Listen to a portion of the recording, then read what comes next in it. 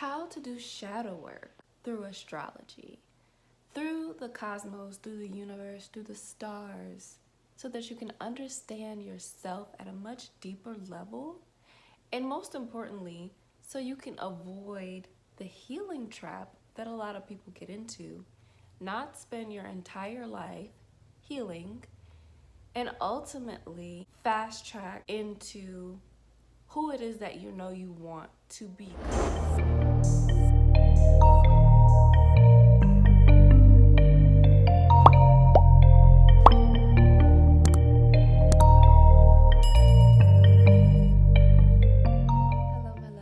Welcome back to my channel. My name is Esaia Mystic, and I'm a spiritual life coach and feminine energy expert.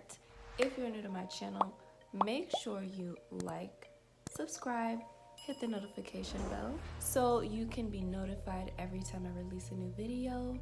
Also, make sure you check out my online spiritual wellness store where I have things like this Green Flourite Necklace that you can purchase, and many other things that promote your overall well-being, so make sure you check it out.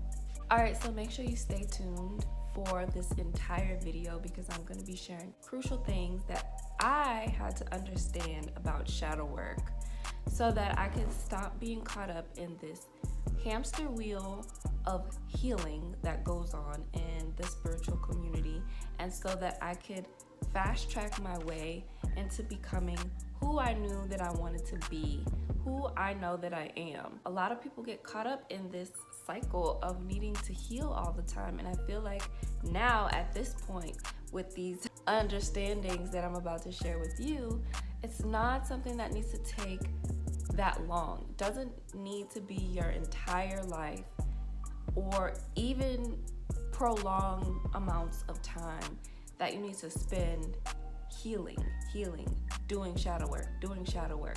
Although shadow work is an integral part of our life, what I feel that society is struggling with today is coming out of the shadow and actually turning that shadow into light. So this is what this video is going to be about, so stay tuned. Okay, so the first thing that you need to understand is, what is a shadow? What is the shadow self? And when we're doing shadow work, it's very important that you understand what the shadow even represents symbolically. So the shadow is nothing but something that you're unaware of. Okay, when we think about a shadow in and of itself, a shadow is something that is cast from the light, from our own being, from our own physical being, and just spiritual being, our entire being. The shadow is cast from the light. And so within the shadow, if you look at a shadow, it's pure darkness. Like you're seeing me in the light right now. And in the light, you can see the way my hair looks. You can see, the color of my skin. You can see my face. You can see what I'm wearing. All of these things are aspects of light, okay? This is me with light shining off of me. You can see me in the light. You can see all of these different expressions of me in the light. But in the darkness, all of that goes away, and it's purely the unknown that you're dealing with. So understanding that the shadow is essentially this unknown space, this unknown energy, this shadow that your conscious mind cannot comprehend. Your conscious mind and your awareness is the energy that is ruled by the sun. And the sun is the energy that brings light into this existence that we live in. So understanding that light symbolically also represents your consciousness, what you know of, what you can make sense of, what you are aware of, what you can see, whereas the shadow rules the unknown, what you cannot see, what you cannot make sense of, what you can only sense and feel from these other dimensions and realms. This is an energy that comes from the moon, okay? So this is why this is really important to understand these symbolic representations of the shadow, because these symbolic representations tie in to astrology. They tie into the sun, they tie into the moon, and that's also what I'm going to be diving into. So moving on. So because shadow work has to do with this darkness, this unknown space, the subconscious mind, as people call it, you want to look at your moon. You want to look at your moon sign. You want to look at your moon placement, specifically what sign it's in, and also what house it's in as well. But because we're dealing with this dark, unknown energy that we can only access from the subconscious, we want to understand what our moon sign is. So if you don't know what your moon sign is, you can look up your moon sign on pretty much a bunch of astrology sites that they have on the web. I personally like to use a specific site because I feel like it is very detailed, accurate, and abundant in information. So I'll link that down below.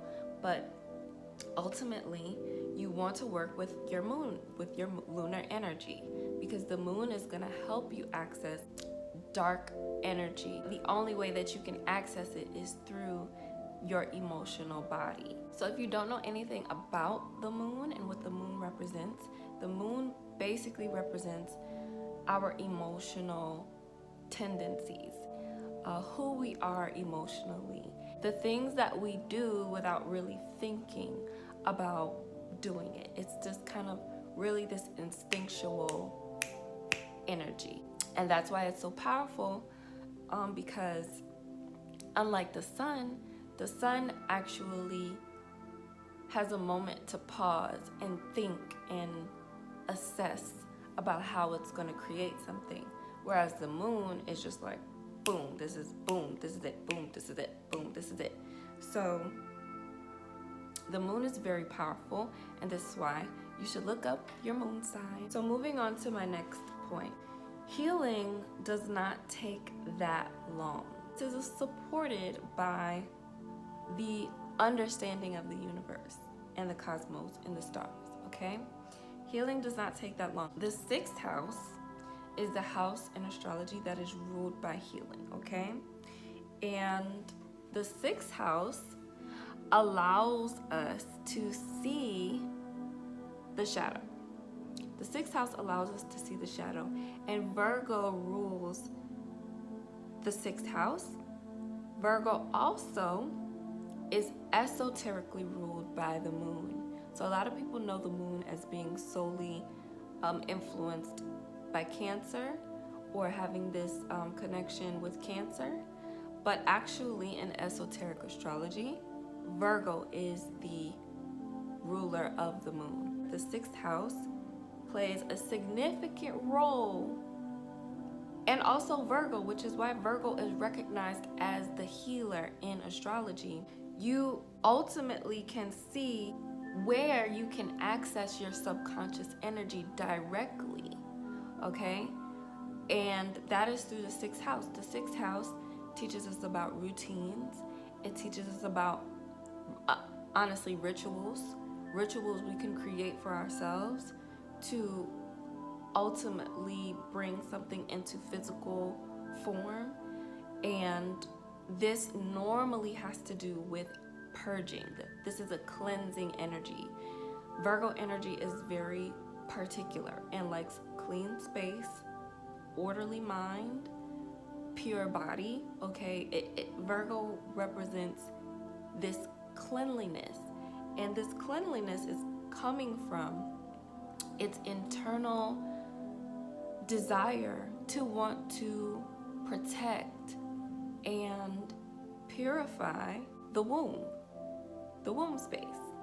And the womb space, as we know, is also connected to the moon and lunar energies. The 6th house teaches us how to heal. So the 6th house is teaching us about routines, rituals, things that we can do to access the subconscious mind, so that whatever is in there that we're unaware of, we can access this place through our rituals. And this is why doing meditations, having a ritual throughout your day is very powerful to being able to program your subconscious mind and ultimately have your subconscious mind purge itself to where you're not in this constant cycle of trying to figure out how to do this and try to figure out how to do that. People think that healing is solely a mental thing, talking about it or going about it in certain ways that is unproductive. Come up with a routine in habits, right? And this is why the exoteric ruler of Virgo is actually Mercury, because Mercury teaches Virgo ultimately how to purify the womb through the mind. So mind and body is very connected here. What goes on in our minds and being able to gain mastery over that is something that also the sixth house being ruled by Virgo teaches us. So what I'm getting at here is it doesn't have to take that long when you understand how to go about your shadow work in a clear cut, no BS kind of way. Meaning you understand that the shadow is within your subconscious. You understand how to access the subconscious through Mercury, through the mind, aka the mind, because Mercury rules the mind. And you also understand that through your applied rituals that you create with your mind, that you can cleanse your subconscious, you can cleanse your emotional body, you can do a lot of healing. And when you understand this kind of flow of mind, body, spirit, having a regime for your mental state, for your habits, this will ultimately create your subconscious energy, and the way that you respond to life is powerful. All right, so the best time, the absolute best time to do shadow work, I know you guys probably think that any time is a good time to do shadow work. However, I do not agree with this. There is a rhythm and a flow to energy, okay? And especially the subconscious mind, the subconscious energy. The subconscious really is just talking about, as I said earlier, the moon, but the moon governs over water. The moon governs over emotions, memory, time, psychic energy. This is what water essentially is, and the moon deals with the tides and the flow, ebbs and flows of not just the waters in the oceans and the lakes and the rivers, but of the waters in our bodies, the waters in our mind. Our blood, literally, is governed by the waxing and the waning of the moon. So, do I believe that all time is a good time and we can just do anything when we feel like we should? No, I do not. I believe that we should respect the currents of life and listen to when is the best time for going forward and when is the best time for retreating. And this is the art, or I would say the magic, of preserving your power, preserving your life force energy, and also always being able to grow and evolve in life. So the best time to do shadow work will always be during a waning moon, okay? The moon, while it's waxing, while it's in a new moon, while it's in a full moon, those are all kind of different frequencies that You may not, you can try and do shadow work during this time, but the question is, will it be effective? Will you feel like you've actually learned something? Like, is it progressive, right? And so sometimes, actually most times, when we do things at the wrong time during a lunar phase, we can end up getting frustrated, or things can be prolonged because the timing isn't right. The energy that's coming up during this time doesn't really support you accessing your subconscious and seeing things about yourself that you never knew before. So when you do shadow work during a waning moon, which this is something, again, that I have applied, and every single time that I do shadow work during a waning moon, my results are instant. I immediately know, or maybe not immediately, but during the phase of the waning moon, what it is that I'm looking for, I can see a lot more easier, because I am naturally already going within during that time. I'm naturally already looking within myself and being more introverted, being more retracting and with myself during that time, versus during a waxing moon where I might be a little more energetic. I might want to be more progressive and be more action oriented. Waning moon is giving me an opportunity to have the space to go within and give myself that rest on a conscious level, right? Give myself that active rest. So the waning moon is going to be the best time for you to do any shadow work.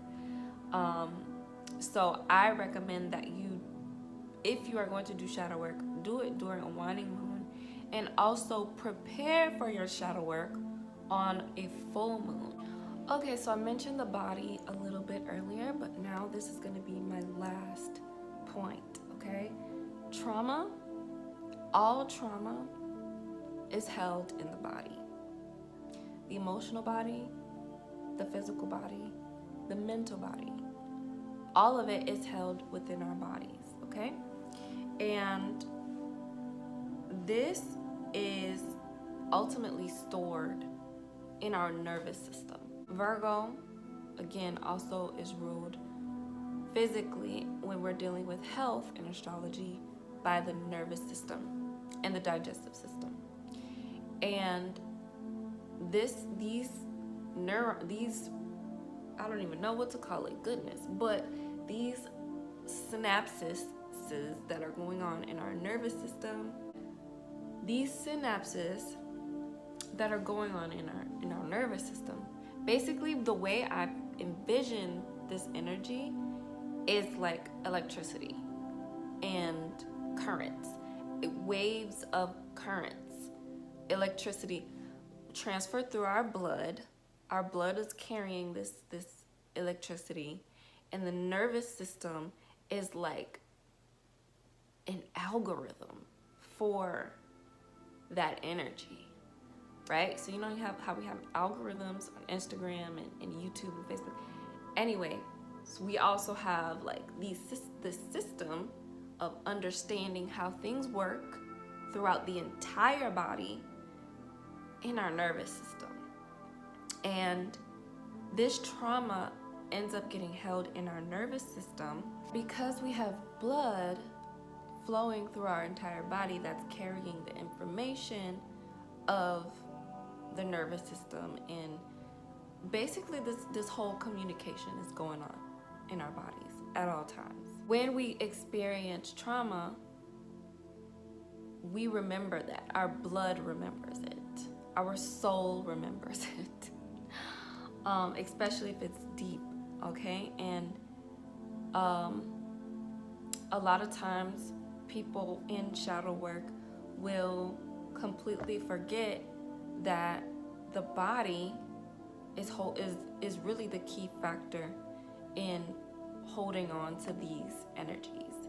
So if we want to clear up this energy, if we want to start to heal and start the process understanding that the key is to recalibrating your nervous system, recalibrating your memory, your body's memory. And a lot of times people are going through, like physical things, physical imbalances, things in their bodies, and until they actually recalibrate their nervous system and their emotional body, these physical things won't clear up. It will just manifest into this, manifest into that, and it'll just be an ongoing thing, which is something that Virgo also can represent, right? And so this is where the whole understanding of like being healthy and healing comes in, because people who adopt healthy lifestyles, people who go on these prolonged fasts, people who switch up their routine, again, they switch up their rituals because they want to embody healing for their body, they understand subconsciously that accessing the body can ultimately heal you entirely, wholeheartedly. It can heal your mind, it can heal your emotions, it can heal every aspect of you when you understand that your body is a gateway to these other realms of who you are, these other dimensional aspects of who you are. This is what the 6th house represents. It represents overcoming and understanding how to recalibrate you. And when we let shadow work be an all-encompassing thing, not just this thing that's up in the ethers that we don't really understand, and not just, something that's solely about physical wellness, or, take this pill, take this herb, and here's the cure. But when we can integrate the two and understand that they both play a role, right, in each other's equilibrium, right?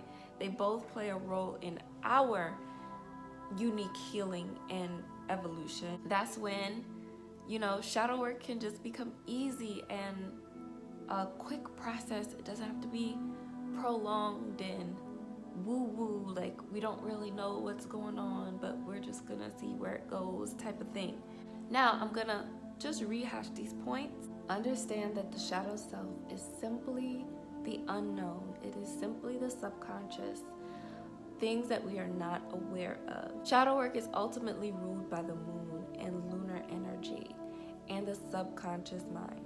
And if we also want to have a fast track to healing, is understanding that shadow work is going to have to do with our emotional bodies and connecting to what our moon sign is and where our moon is placed in our chart.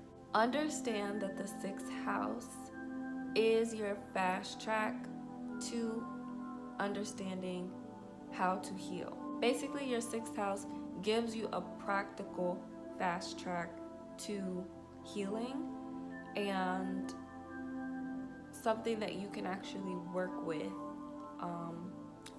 ritually, routinely, on a day-to-day basis to access your subconscious, to access your emotional body. The best time that you want to do shadow work for the best results, okay? So we want to do it in the optimal amount of time, but we also want the best results, is to do it during a waning moon phase. Shadow work is teaching you how to recalibrate your entire nervous system, your entire being. The key to healing is through recalibrating your nervous system and the way you react and respond to life. All right, my loves, make sure you like and subscribe, hit the notification bell if you loved and enjoyed this video.